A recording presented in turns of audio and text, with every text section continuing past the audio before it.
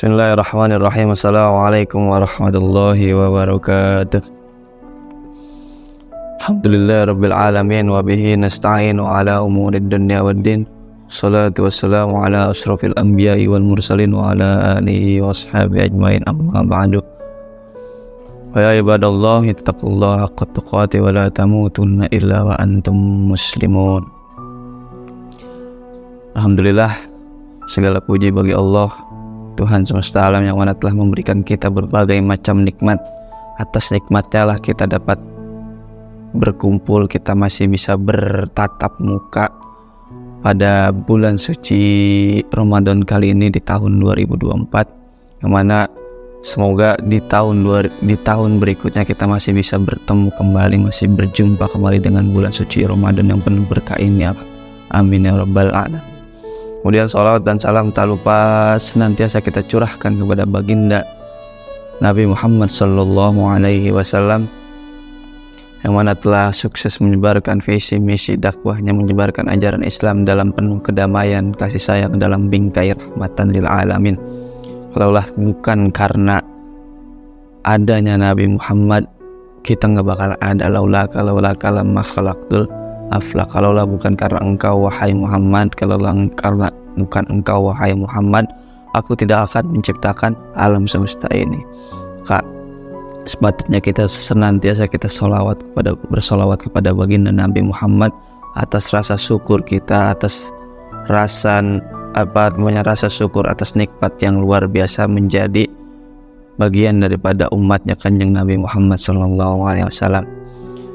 Alhamdulillah, para hadirin yang berbahagia yang dimanapun sekalian berada, pada kesempatan ini insya Allah saya akan mengkisahkan seorang sahabat daripada baginda Nabi Muhammad, yang mana sahabat ini sangatlah dicintai oleh Rasul itu, sehingga di dalam riwayatnya ketika itu Rasul menggandeng sahabat ini, kemudian mengatakan bahwasanya demi Allah aku mencintaimu, demi Allah aku mencintaimu. Nah, siapakah sahabat ini? Jadi sahabat ini bernama Mu'ad bin Jabbal.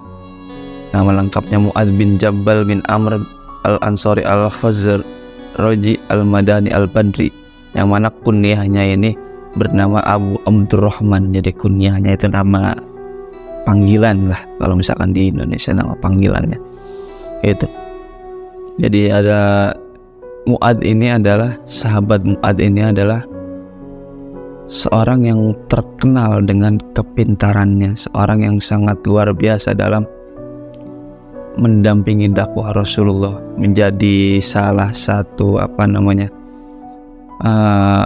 contoh bagi kita pemuda-pemudi, bagi kita mencontoh daripada sifat daripada Mu'ad bin Jabbal, yang mana spirit dakwahnya sangat luar biasa. Jadi dikatakan bahwasannya jika waktu dahulu para sahabat itu menanyakan tentang suatu halal atau haram ini, Rasul mengatakan bahwasannya tanyalah pada Mu'ad bin Jabbal karena beliau ahli fikih. Bahkan di dalam kitab Naswaiyul Ibad dikatakan bahwasannya ada 3 kategori ulama gitu.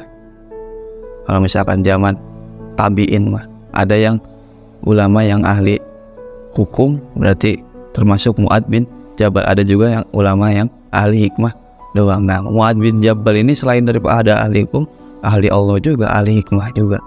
Jadi banyak tuh sahabat-sahabat yang bertanya tentang hukum kepada Mu'ad bin Jabbal. Makanya Rasul sangat mencintai Mu'ad bin Jabbal. Bahkan dikisahkan ketika ditanya bagaimana engkau mengambil suatu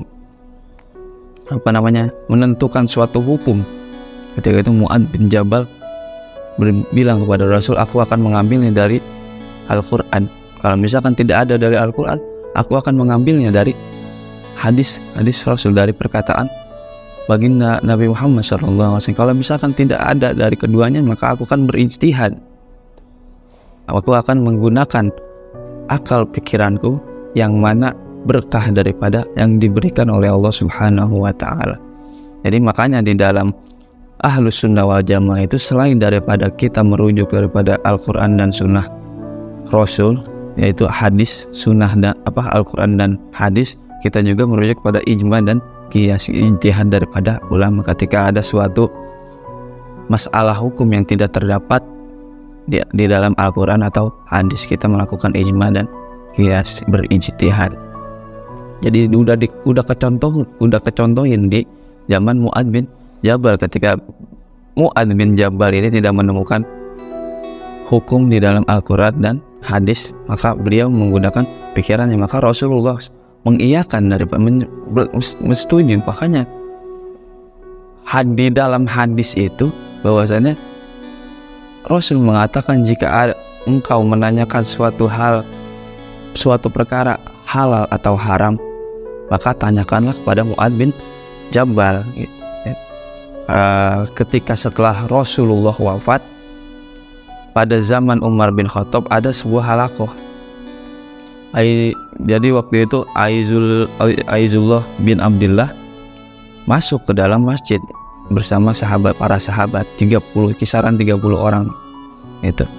Jadi ketika itu di dalam halaqah itu, masing-masing dari setiap orang itu membacakan hadis atau perkataan Rasulullah itu untuk menentukan hadis. Nah, di sebanyaknya 30 orang ini masih ragu, takut ada yang kurang daripada riwayatannya. Makanya ketika itu maka Umar bin Khattab langsung menunjuk pemuda yang ada di situ, yaitu Mu'adz bin Jabal. Itu jadi sering sekali Umar bin Khattab meminta pendapat daripada Mu'adz bin Jabal terkait daripada hukum syariat dan lain sebagainya. Ada itu walaupun usianya masih muda, tanpa mengurangi rasa gengsi karena mungkin sahabat Umar dan Sayyidina Umar ini lebih tua, tetap karena tadi bahwasannya Rasul yang berkata bahwasannya Mu'adz adalah, ketika kita bingung antara yang haram atau yang halal itu, tanyakan kepada Mu'adz. Makanya Mu'adz sangatlah dipercayai ketika ditanyai hukum itu. Jadi hikmah daripada kisah Mu'adz bin Jabal adalah bagaimana sekarang kita berkontribusi dalam dakwah Islam gitu. Karena